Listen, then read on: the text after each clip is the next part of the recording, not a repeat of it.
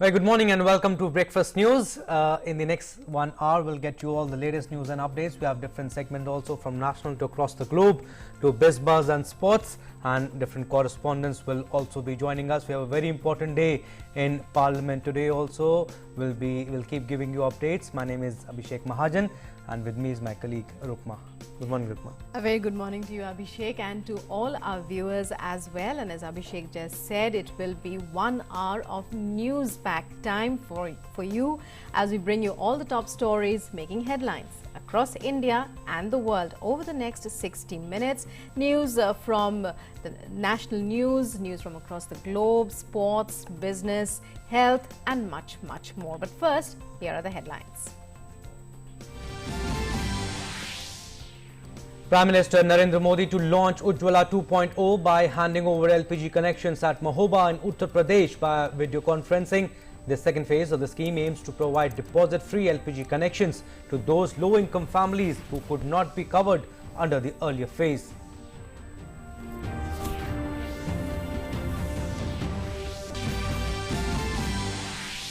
Prime Minister presides over UN Security Council open debate on maritime security, outlines 5 principles for evolving maritime cooperation framework. UNSC adopts presidential statement on maritime security proposed by India.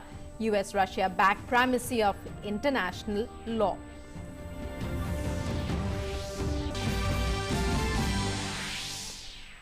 Today is the second day of last week of monsoon session in Parliament.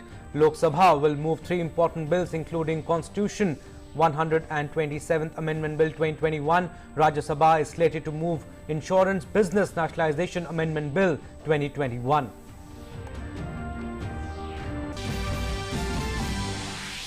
Heavy rains lead to flooding in many parts across India. Many rivers in Uttar Pradesh flowing above the danger mark. Chief Minister Yogi Adityanath undertakes aerial survey of those affected areas. Bihar also sees flooding in many places. Relief and rescue operations on in Rajasthan and Madhya Pradesh.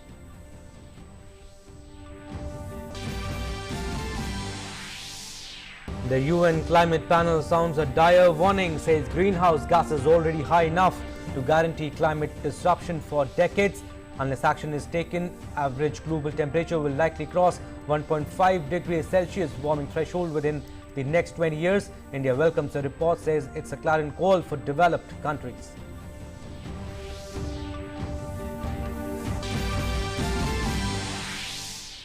Nation welcomes home Indian contingent from Tokyo. Lauds many firsts at the Tokyo Games. Minister Anurag Thakur congratulates players for overcoming all COVID challenges. Says Prime Minister's personal touch provided motivating force for all involved in India's Olympic campaign.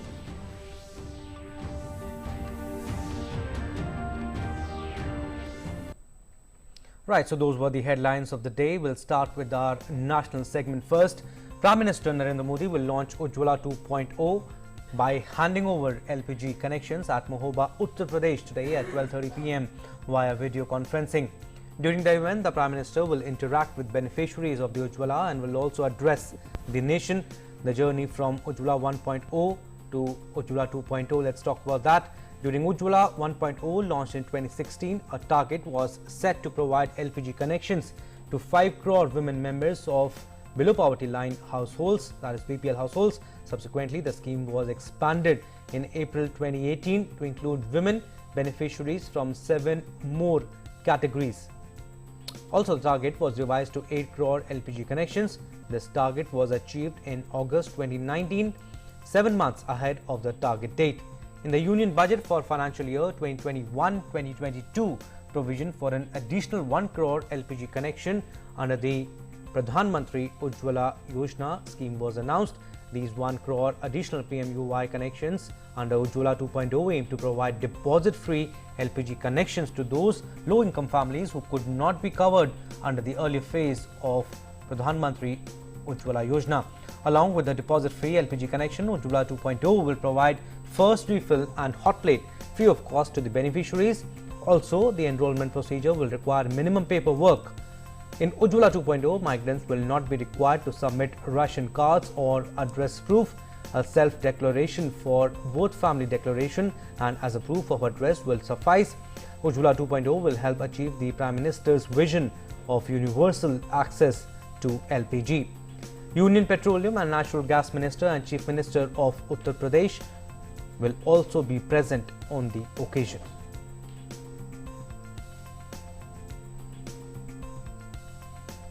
And joining us now is our correspondent Arun Sharma. Arun, a very good morning to you. Take us through the significance of this event. What would you say are the key highlights, the key points that we should mark upon as far as the Prime Minister's interaction today, the Prime Minister's address today, and well, the handing over of the LPG connections is concerned? So, Rukma, the idea behind this initiative, that is Pradhan Mantri Ujjwala Yojana, was to empower the women of our country. And in that context, we know this fact that in 2016, this Ujjwala Yojana was started. And the initial target of this Ujjwala Yojana was to cover 5 crore families primarily. Now, afterwards, again, the criteria was increased and close to 8 crore families were included in this Pradhan Mantri Ujjwala Yojana.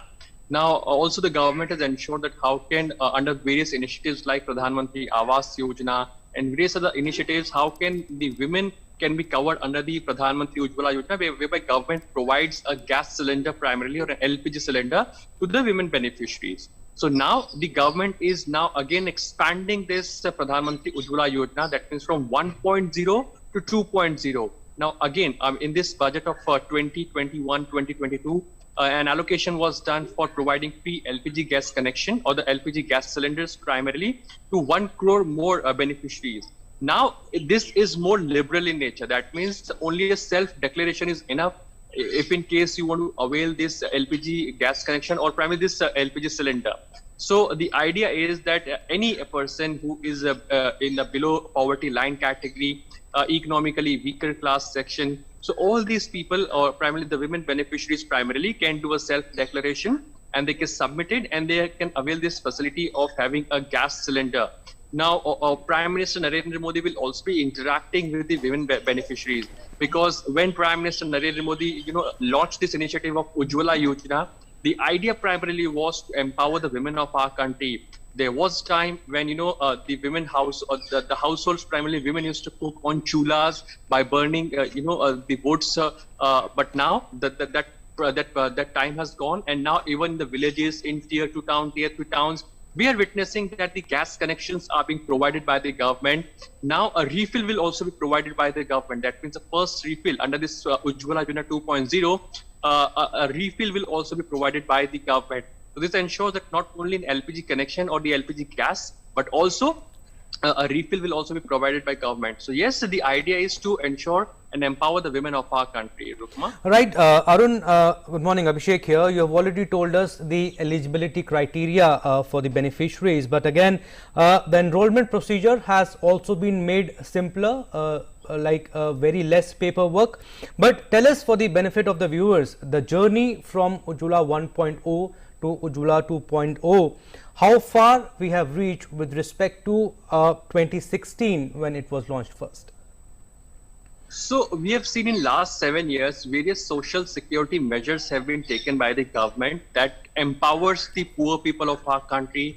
And when Prime Minister Narendra Modi came to the power in 2014, he clearly he mentioned this point that his priority are the farmers, women, and the poor people of our country. So that is what the priority of the government clearly is on. So be it Pradhan Mantri Awas Yojana, whereby government is focusing on providing houses for all by 2022, or be it Pradhan Mantri Ujjwala Yojana, whereby gas connections are provided. Government is also giving LED lights in the rural areas, in villages, under the Ujjwala Yojana. Under the Ujjwala Yojana, we know this, that the LED lights are being given to the families. So now the poor people can save more and more money on whatever they are earning. And yes, how can they be financially empowered? That is what this Ujjwala Yojana all about. So the journey from 1.0 to 2.0, we know this fact that government has achieved the target way ahead of its target. So when in 2016 this Ujjwala Yojana was started, the initial target was of 5 crore people or the 5 crore beneficiaries. So that was achieved, and afterwards it was again expanded to various other categories in our country under various other initiatives as well, and various other categories were also included under the Pradhan Mantri Ujjwala Yojana. And in that, primarily 8 crore beneficiaries were added. So now, and this 8 crore target was, achieved much before the deadline. I mean, 7 to 8 months earlier only. Now, primarily, government is expanding this Ujjwala Yojana, that is 2.0, and idea is to make it more liberal in nature. Not much paperwork is required as far as this Ujjwala Yojana 2.0 is concerned. Only a self-declaration form. That means you have to just walk in, you just have to fill a form. Now, this is only a one-page form. You just do a self-declaration that you belong to such and such category, and you just have to, and there is never not requirement of any kind of ID proof or address proof also. So only self-declaration will do. So via this mode, the government is making this initiative or this Yojana, there is Pradhan Mantri Ujjwala Yojana, much more liberal in nature, so that the people living in the below poverty line, the economically weaker section class, they can avail this facility of the Ujjwala Yojana by getting a gas connection, LPG gas cylinder, and of course a refill as well. On one side, government is empowering by providing the gas cylinder. So on the other side, we have seen that how during the COVID pandemic time, regasification plants were also started by the government in states like Bihar and Uttar Pradesh, whereby, the gas cylinders can be refilled and the capacities have been increased so that we don't have to depend much on the other countries as far as our LPG gas cylinder requirement is concerned, the crude requirement is concerned. These plants primarily in Uttar Pradesh and Bihar will play an important role in regasification also. So on one side, we're increasing our capacities to increase for the gasification aspect. So on the other side, government is also ensuring that how can women of our country can be empowered. Absolutely, much more liberal in nature also, and Ujjwala 2.0 will help achieve the Prime Minister vision of universal access to LPG. Thank you, Arun. Thank you for giving us your vital inputs.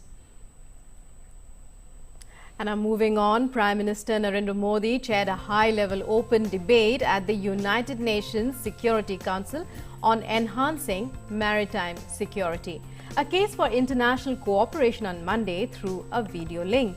He outlined 5 principles for inclusive maritime security framework and mentioned India's vision on the issue called Sagar, Security and Growth for All in the region. The UN Security Council also adopted the presidential statement on maritime security proposed by India. This is the first time an Indian Prime Minister has chaired an open debate at the UN Security Council after India assumed the UN Security Council presidency for the month of August.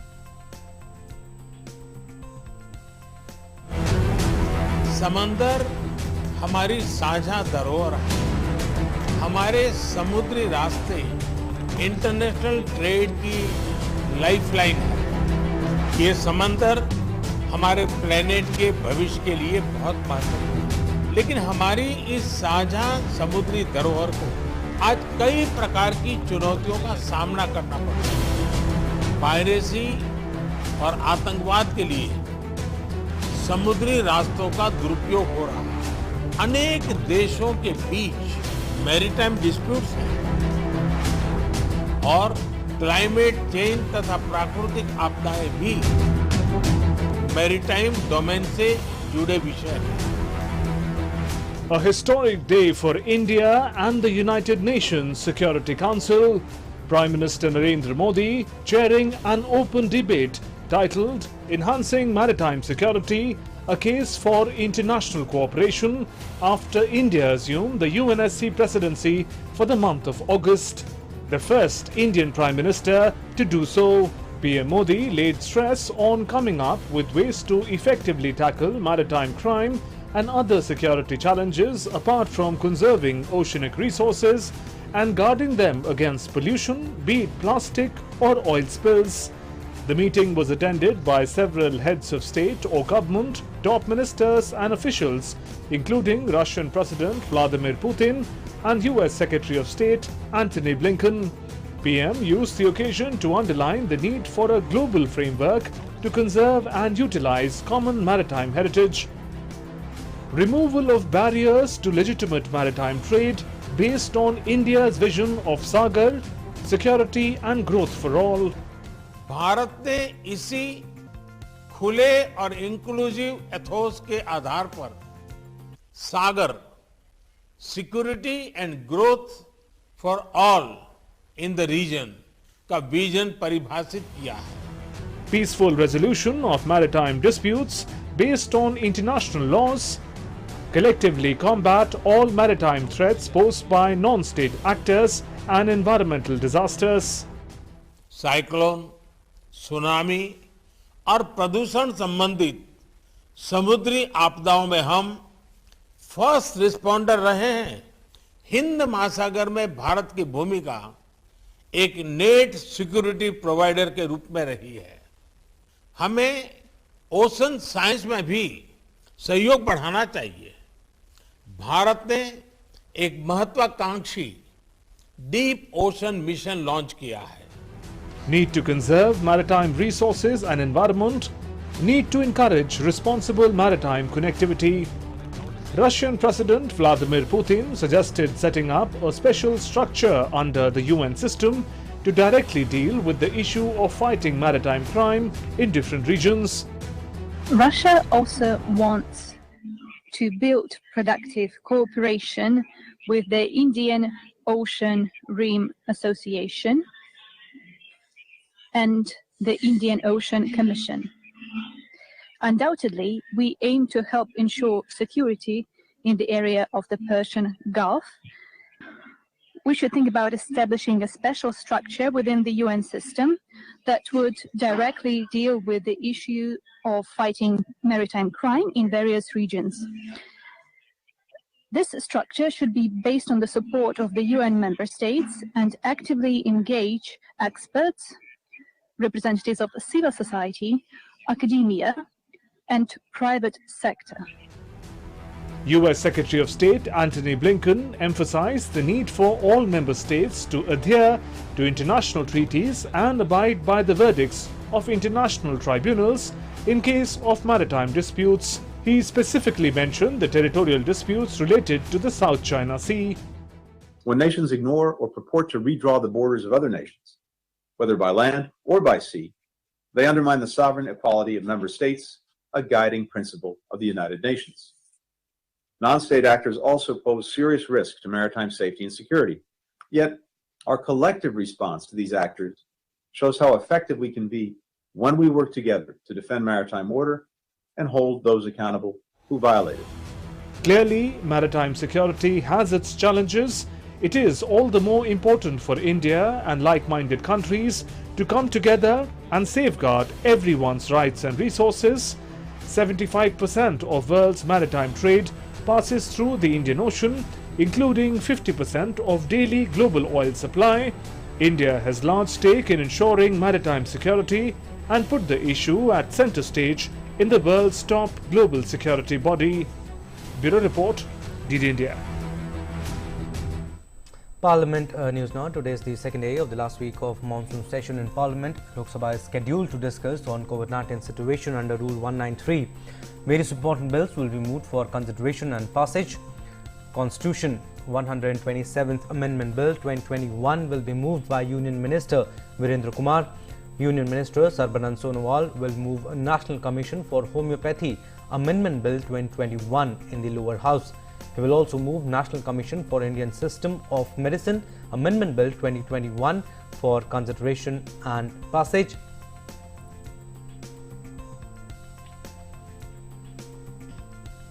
And talking about Rajya Sabha, Union Finance Minister Nirmala Sitharaman will move General Insurance Business Nationalization Amendment Bill 2021 for consideration and passage.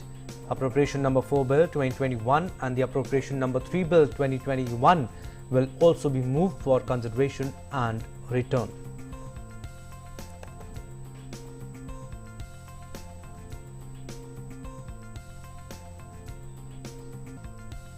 Right, our colleague Vishal Barrister is joining us to give us more information on the Parliament proceedings today. Good morning, Vishal. First of all, we'll talk about the BJP whip, but again, the government put it on record yesterday that it has no transaction with NSO Group Technologies. Can we expect the Parliament to function properly today and opposition not creating any ruckus? Well, a very good morning to you, Abhishek. $1 million question.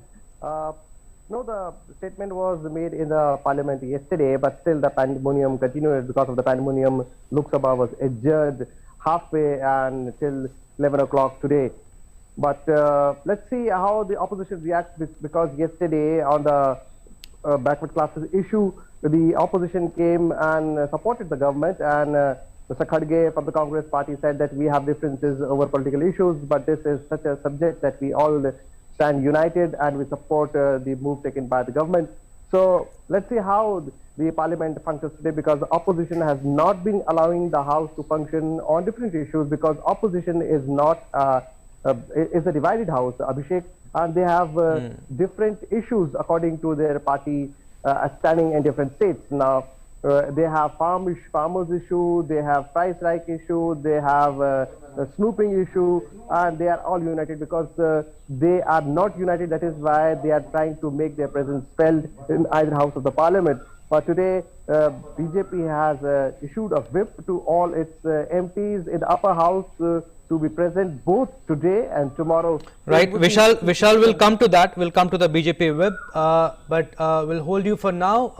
Rukma, this is a very important story that BJP has issued 3-line whip to its party MPs in Rajya Sabha, asking them to be present in the house today. Right, and as Abhishek has said, well, the BJP has issued a whip for its party members today and tomorrow. Some very important business will be taken up for discussion and passing in the Rajya Sabha. The Constitution 127th Amendment Bill 2021, which was tabled on Monday in the upper house in the ongoing monsoon session of Parliament, needs to be passed in order to restore the power that allowed states and union territories to make their own OBC lists.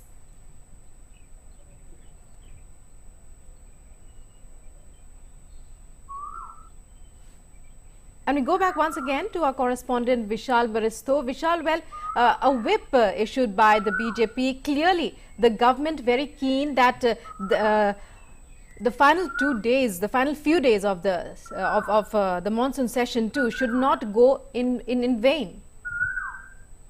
Well, in vain and waste also, because the government means business. And yesterday we saw how the scheduled tribe bill was also introduced, and Kiren Rijiju very rightly thanking the Prime Minister, because this bill will give all the rights to the tribes who are Naga tribes and settled in Arunachal Pradesh, and they have not been given the right for reservation under the scheduled tribe category. Now, after taking care of the SC status, the OBC bill would also give the opportunity for different castes who have been denied the benefits under the OBC category, and the states will be asked to prepare lists. So the states will have the right to prepare the list on the OBC issue. Now, we've seen that initially also last time the Rajya Sabha was functioning better than the lower house. This time also the lower house has seen the ruckus time and again the disruption by the opposition.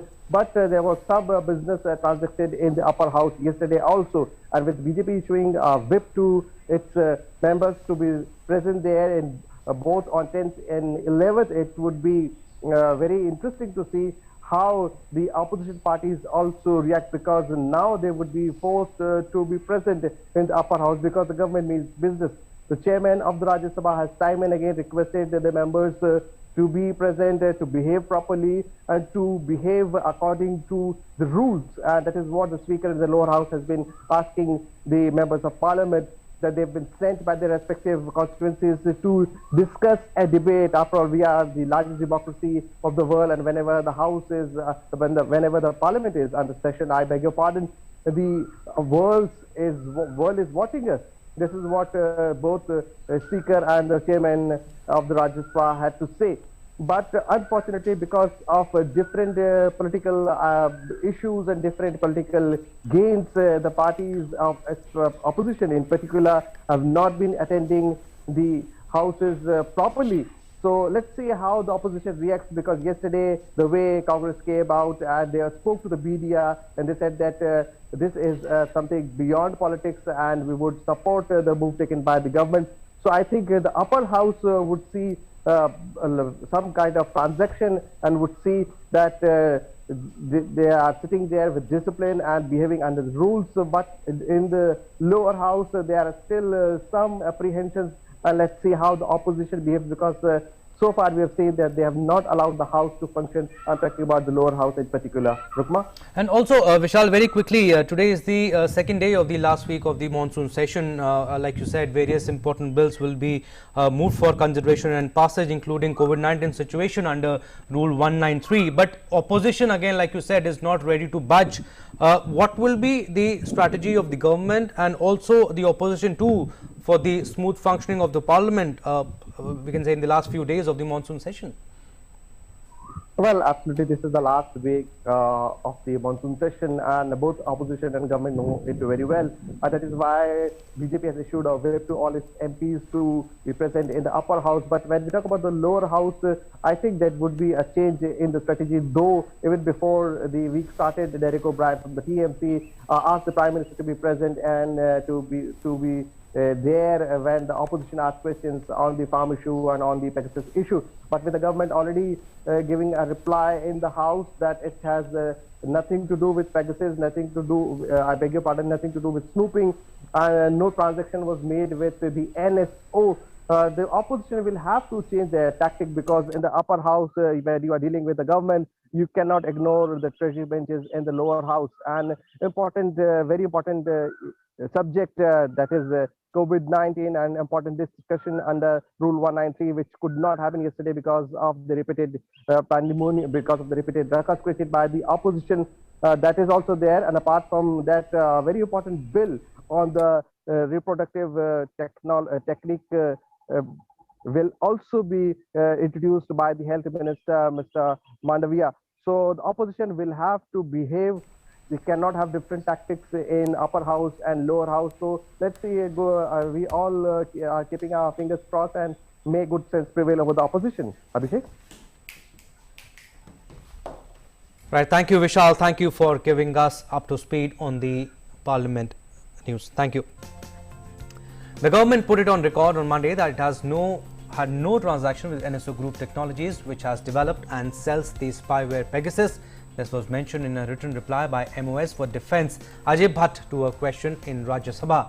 Here's more on what happened in Parliament yesterday on the first day of the last week of the monsoon session, and most of which was lost due to the opposition's disruptions. The first day of the last week of monsoon session of the Parliament, same scenes of sloganeering and ruckus in Lok Sabha and Rajya Sabha. Due to uproar created by opposition members, proceedings in both the houses were disrupted several times. As a result, question hour could not be conducted. However, Lok Sabha passed some important bills amid the din, and in Rajya Sabha some important bills were passed after many opposition parties walked out of the house. Amid uproar by opposition parties on the issues of Pegasus spyware and farmers' protest, government informed the upper house that there has not been any transaction with NSO Group. Defence Ministry in a written reply informed the house about this. The information assumes importance because Pegasus software is a part of this group, and the opposition parties have been attacking the government over this issue since the beginning of the monsoon session.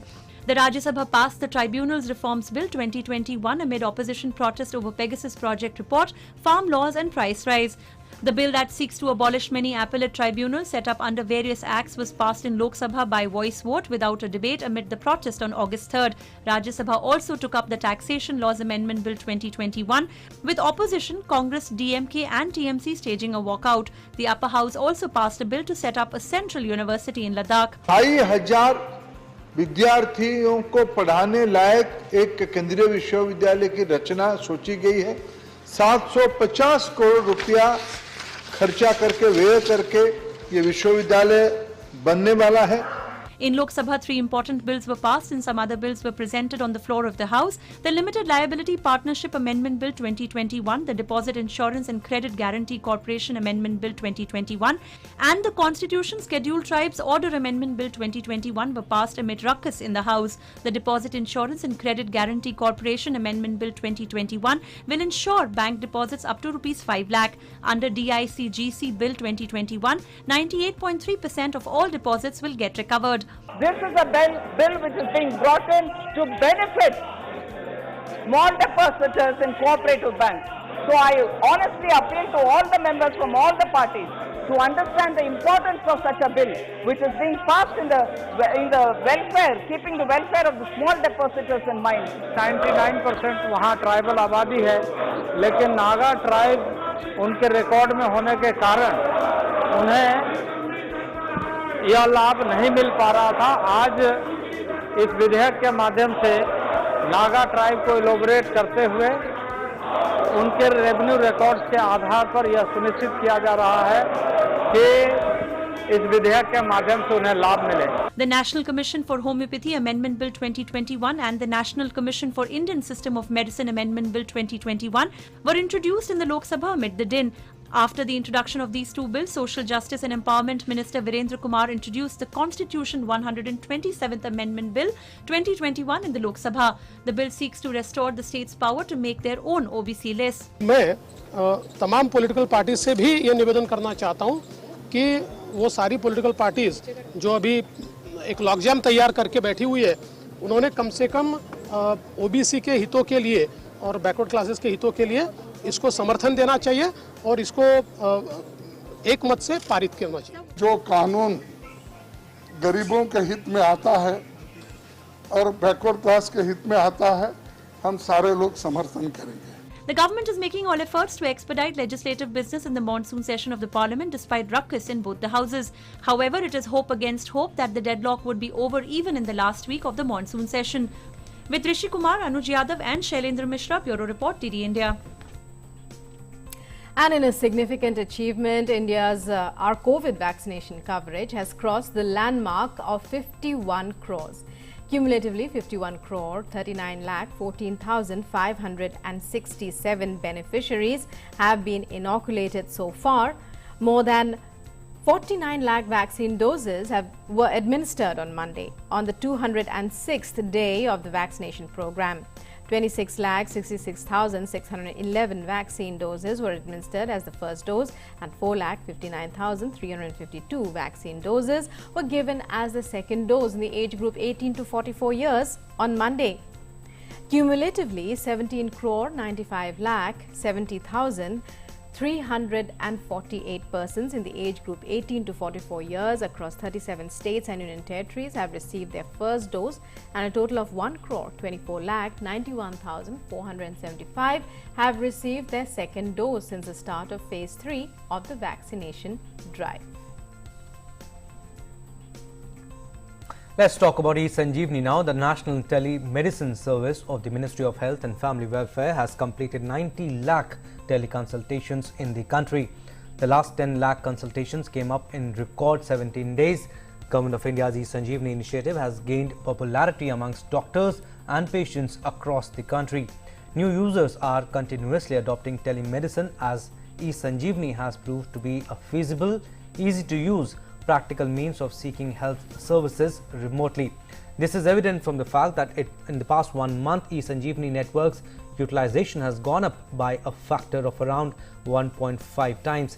Sanjeevani platform has been consistently getting diffused in the ecosystem, and currently it is serving 70,000 patients on a daily basis. Sanjeevani OPD is hosting over 430 online OPDs, around 400 of which are specialty and super specialty online OPDs. Over 60,000 doctors and health workers across the country have been trained for Sanjeevani. In a landmark initiative to ensure safety from COVID-19, the Health Ministry has taken a decision to allow foreign nationals residing in India to be registered on the CoWIN portal to take the COVID-19 vaccine. They can use their passport as identity document for the purpose of registration on the CoWIN portal. Once they are registered on the portal, they will get a slot for vaccination. A significant number of foreign nationals are living in India, especially in large metropolitan areas. In these areas, the potential of spread of COVID is high due to higher population density. To counter any possibility of such occurrence, it is important to vaccinate all eligible persons. This initiative will ensure the safety of foreign nationals residing in India. It will also bring down the possibilities of further transfer of infection from unvaccinated persons residing in India and will ensure overall safety from further transmission of the COVID virus. And talking about the climate change now, climate change is accelerating quite fast actually now, because we are not being able to reduce greenhouse gas emissions. According to a blistering report released by the United Nations, the humans have heated up the planet by 1.1 degrees already, and probably we are going to reach 1.5 degrees within this decade. The report also found that climate change is intensifying, occurring at an accelerated pace, and is already affecting every region of the planet. UN Secretary General Antonio Guterres called the findings a code red for humanity, adding that the alarm bells are deafening and the evidence is irrefutable. Chair of the Intergovernmental Panel on Climate Change, Ho-Sung Lee, said greenhouse gas levels in the atmosphere are already high enough to guarantee climate disruption for decades, if not centuries.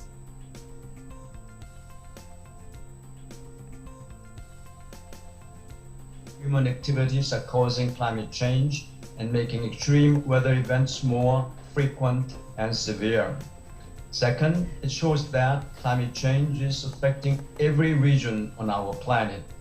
And lastly, it explains that strong, rapid, sustained reductions in carbon dioxide and other greenhouse gas emissions would be required to limit global warming. Basically, this is a strong message that we are changing the climate in an irreversible way. So basically, we are damaging the climate in such a way for the next generations that this will certainly make the socioeconomic difficulties in the future much worse than in our generation.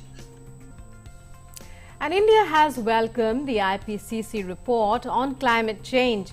In a series of tweets, Union Minister for Environment, Forest and Climate Change, Bhupinder Yadav, said India has set up the International Solar Alliance, Coalition for Disaster Resilient Infrastructure, raised domestic renewable energy targets to 450 gigawatts by 2030, and is putting in place National Hydrogen Mission to fight climate change.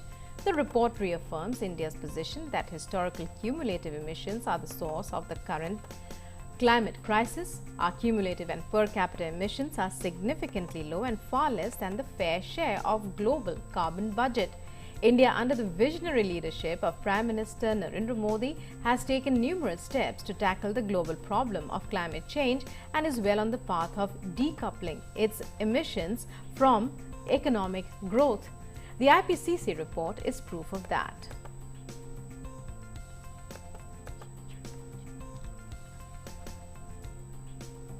Now, flood-related updates from the states. Relief work is going on in full swing in the flood-affected areas of Madhya Pradesh.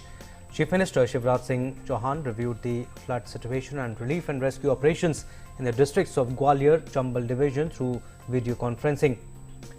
He gave directions to the officials regarding the assistance to the flood-affected people.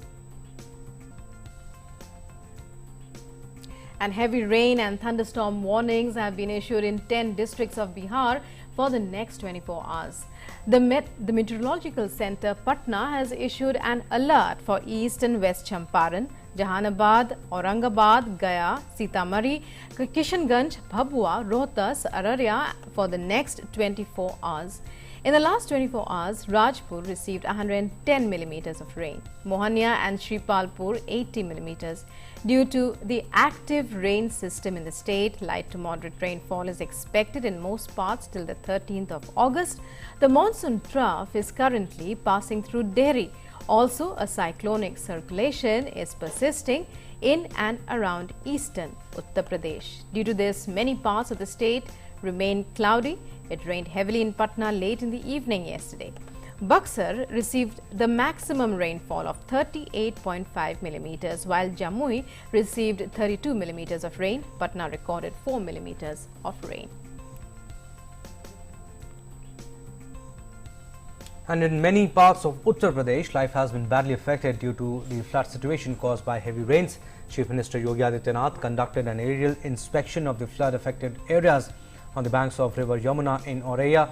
The Chief Minister distributed relief materials to the people affected by the floods and held a meeting with public representatives and officials and instructed them to increase the relief work. The Chief Minister directed to provide government accommodation in case the house collapsed due to floods. He has also asked all the ministers of the state to migrate to the flood-affected areas. And on the occasion of our 75th Independence Day and as part of Azadi Ka Amrit Mahotsav celebrations organized at the Air Force Technical College, the Indian Air Force felicitated a few gallantry awardees from Bengaluru who had participated during the wars of 1965 and 1971.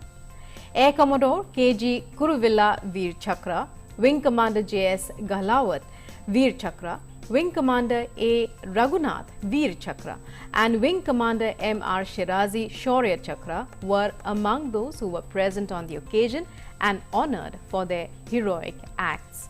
The awardees were deeply touched with the nation's gesture and had numerous tales of war for the young AFTC officers present on the occasion. The cadets were very enthusiastic and in high spirits while interacting with the veterans. The event turned out to be a great motivator for the young generation. Such ceremonies are being conducted all over India. And as environmental disasters continue, the UN Security Council sits up and takes notice with that reward. We bring you all the latest updates on all those disasters that we've been reporting for the recent weeks now. Other news, all the COVID updates in our next segment across the globe.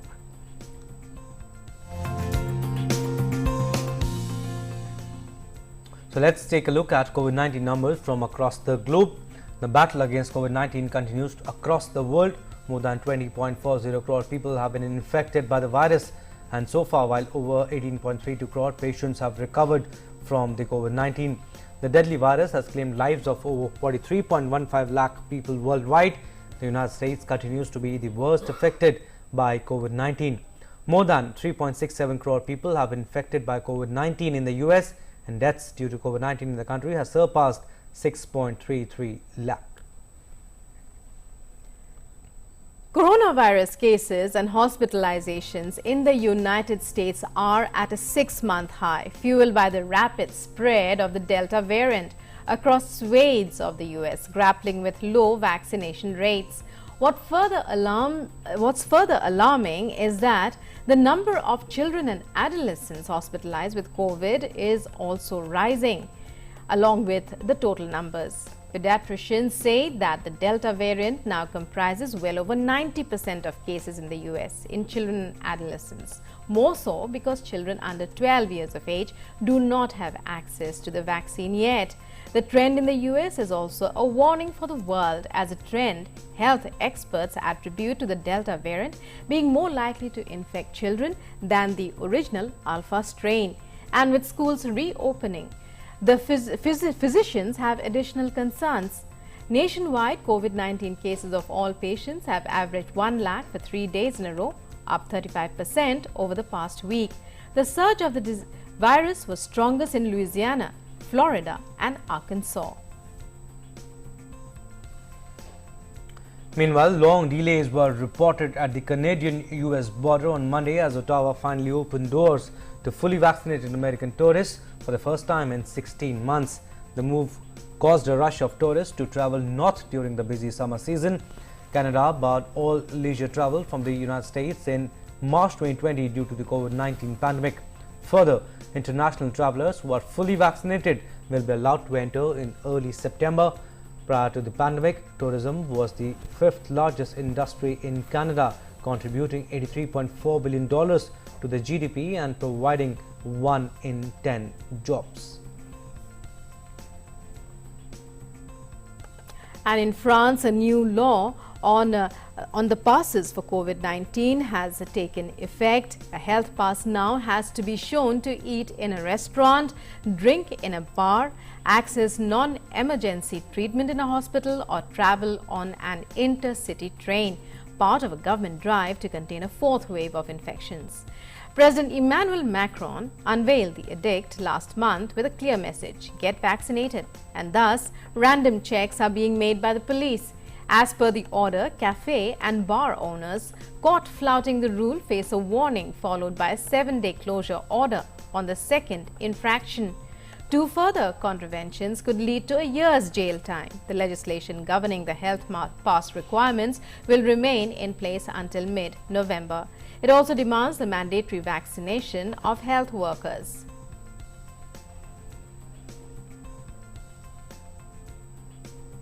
Australia's pharmaceutical regulator has granted provisional approval to Moderna's COVID-19 vaccine.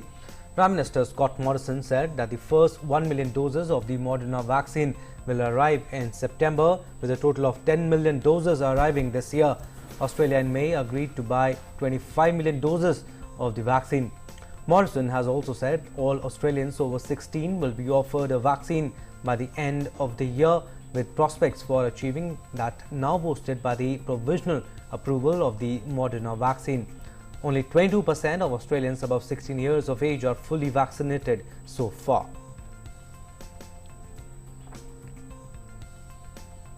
And neighbouring Bangladesh is most likely to further extend its COVID-19 restrictions to contain the spread of the virus. The current phase of COVID-related lockdown that started in Bangladesh on the 23rd of July was scheduled to end today. Over 38 lakh people have received a vaccine in a special drive in Bangladesh. Battling with surging cases in the country, Bangladesh has vaccinated over 38 lakh people in 2 days since it launched the special mass vaccination drive on Saturday. Meanwhile, Bangladesh has reported a declining trend in positivity rates, even while the number of deaths and new infections continue to remain high. The rate declined to 24.28% on Monday, August 9th. However, 245 deaths and 11,463 new cases were reported on Monday.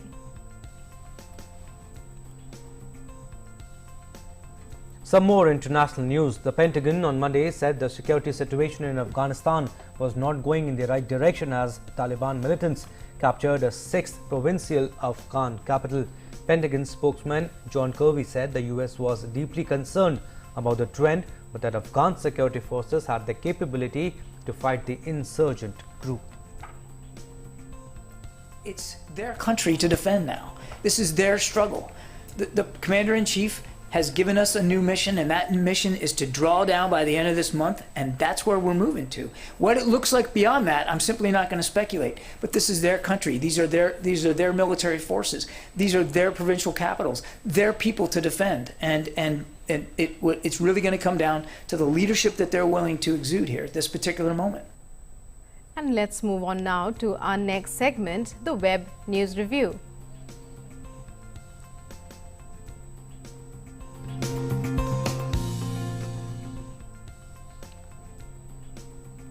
Right, our colleague Abhishek Jha is with us for the Web News Review segment. Over to you, Abhishek. Good morning, Abhishek. The first news, the Indian Express, which has made headline of Nirav Modi's extradition case. A UK court has allowed for further appeal to Nirav Modi on his severe depression and suicide risk alibi. And Nirav Modi will again have some chance, or his extradition to India can be delayed in the course. The next newspaper is The Hindu, which has made headlines that foreign nationals can also now get vaccination in India. They do have now opportunity to get themselves registered on CoWIN portal, and accordingly, as us Indians have been able to do that, they will also be able to get vaccination in this COVID time. The third newspaper is the Times of India, which has quoted Education Minister Dharmendra Pradhan that the government under the leadership of the Prime Minister is implementing reservations policy rigorously for all categories, including OBC, SC, ST, and EWS quota. So, while there are multiple sort of rumors on the way government is trying to implement it, the Education Minister is allaying all sort of apprehensions and confusion about government's intent and approach towards applying these things in terms of social justice and empowerment. Business Standard has made headline of digital payment continues to grow, significant growth in Tier 2 and Tier 3 towns. in the last 4 or 5 years, we have seen how robust has been the growth of these online transactions and no contact transaction, as we can also say it. And the transaction has grown by 80% during November 30, 2020 to August this year, against previous 250-day period. So it's a huge jump, almost double 80%. So something on a positive direction on this transactions. Hindustan Times has made headline of widespread and heavy rain to continue over central northwest India till next 2 days. And this is all that I have from the newspaper review section. Back to you, Abhishek, for further updates. Right, thank you, Abhishek Jha, for giving us those important updates in Web News Review segment. Thank you so much. Now let's move on to our next segment, which is Sports Track.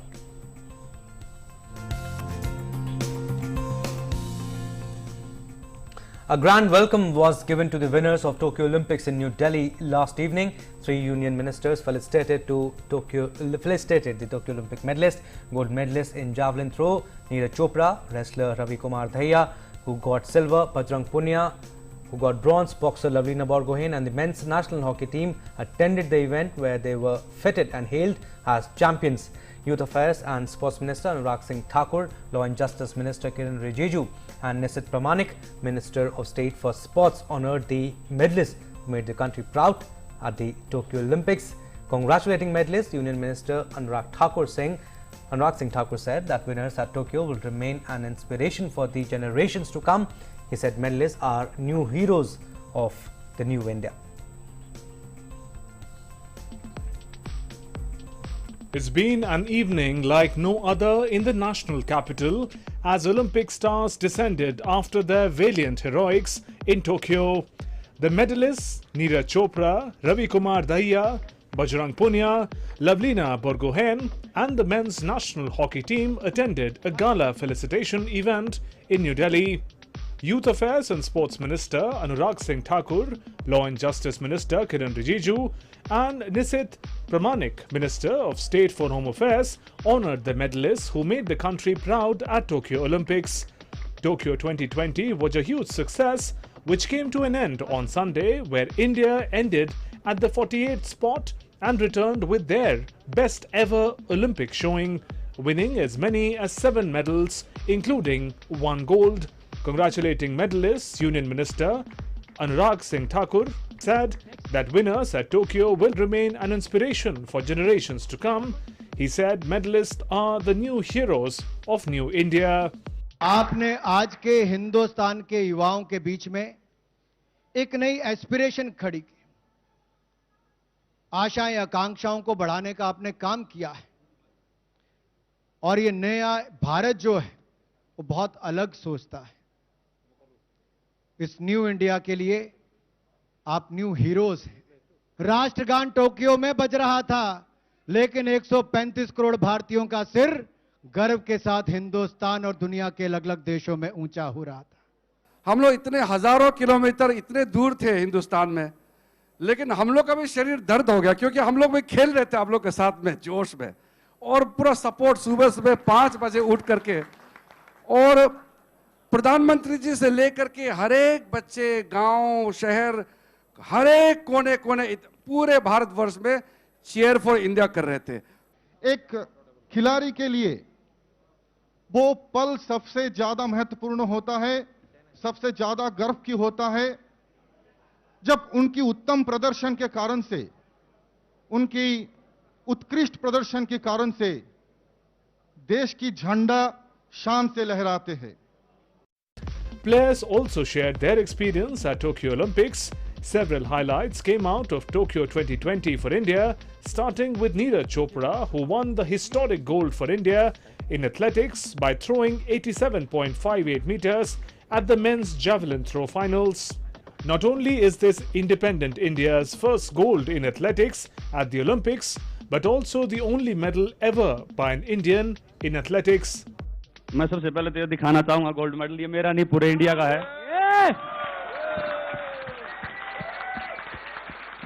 और मैं उस दिन से ही अपनी जेब में लेके घूम रहा हूं मेडल को. मैं सही बताऊं तो उस दिन से सही तरह से सो नहीं पाए हैं, खा नहीं पाए हैं, लेकिन जब भी मैं एकदम इसको निकाल के देख लेता हूं ऐसा लगता है कि यार सब ठीक है, कोई दिक्कत नहीं। कहीं ना कहीं ये था मन में कि यार बहुत तगड़े कॉम्पिटिटर है हमारे, और मेरी वर्ल्ड रैंकिंग 4th चल रही थी और कंपटीशन बहुत ज़बरदस्त था वहाँ पे। लेकिन क्वालिफिकेशन राउंड में जैसी थ्रो लगी और उसके बाद मुझे लगा कि नहीं, ये मेरे लाइफ का सबसे जो तगड़ा मौका है ओलंपिक्स, और ये मैं नहीं छोड़ूंगा। और मुझे लगता है कि अपोनेंट को देख के और कॉम्पिटिटर को देख के कभी भी घबराना नहीं चाहिए, और ये मैंने एक्सपीरियंस किया है मेरे पहले ओलंपिक में। बड़े बड़े चैंपियनों को अपने सामने देखा है। बिल्कुल 2008 में जब मैं आया था शुरुआत में, तो सुशील कुमार का मेडल आया था। 2012 में योगेश्वर दत्त और सुशील दोनों का आया, तो उनका मेडल था मेरे सामने। तो मैं भी देखता था कि इनका इतना सम्मान मिलता है, तो बहुत खुशी होती थी देख के, भाई मेरे को भी ऐसा करना, अगर मैं ऐसा करता हूँ तो मतलब देखो कितना सम्मान मिलेगा। इंडिया आके मतलब इतना अच्छा लग रहा है, सबका इतना प्यार है। हमारा बस यही कोशिश रहेगा कि आगे भी ऐसे देश के लिए मेडल लाते रहूं और देश का नाम रोशन करते रहूं। Earlier in the day, Indian contingent from Tokyo Olympics campaign were greeted to a huge reception in New Delhi as they made their way out of the airport. Javelin star and gold medalist Neeraj Chopra was the star attraction. Neeraj was actually struggling to go through the crowd as everyone wanted to catch a glimpse of the javelin gold winner.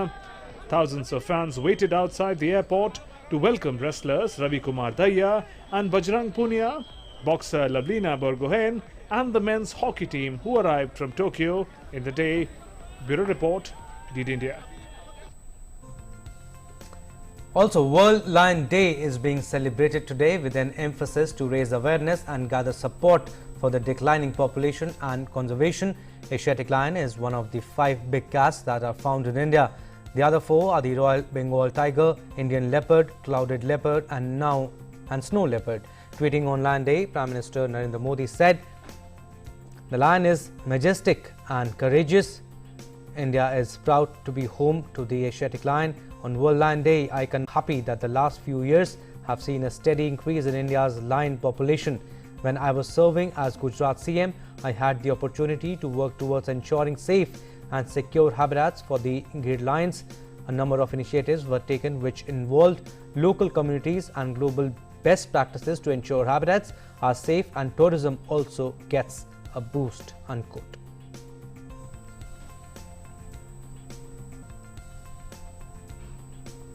And now let's take a look at today's weather report.